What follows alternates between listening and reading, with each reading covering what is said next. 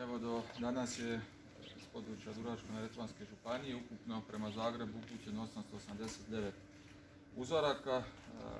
Pozitivnih na koronavirus imamo 98, čisto da ne bi bilo zabune. Dakle, imamo 6 pozitivnih u odnosu na jučerašnju tiskovnu, ali s obzirom da je stožer komunicirao i ovu brojku, dakle, koja se odnosi na dom starijih Dubrovnik, dakle, ukupna brojka zaposlenih je 98, a svi jučer uzeti brisevi su negativni, dakle ne čekamo niti jedan nalaz iz Zagreba.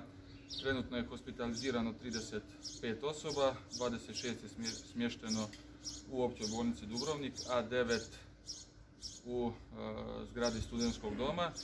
Isto tako imamo jednu dobru vijest u odnosu na jučer, imamo još 2 ozdravlje dosada, dakle ukupno je 6 osoba ozdravljeno.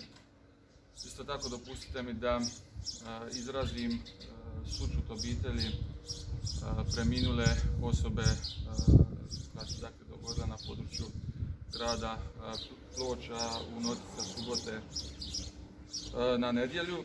Prema za sada prikupljenim informacijama ta smrt nije povezana s infekcijom, dakle, COVID-19 virusa.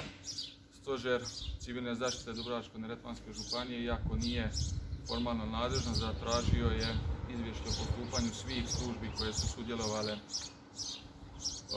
u ovom događaju i po primitku istih ćemo svu dokumentaciju uputiti prema nadležnim ministarstvima i prema Nacionalnom stožeru civilne zaštite kao i kriznom stožeru Ministarstva zdravstva. Evo, tu je danas s nama i ravnatelj Zavoda za hitnu medicinu Dubrovačko-neretvanske županije koja će vas kasnije detaljnije obavijestiti o svemu i normalno biti vam na raspolaganju za pitanja u vezi toga.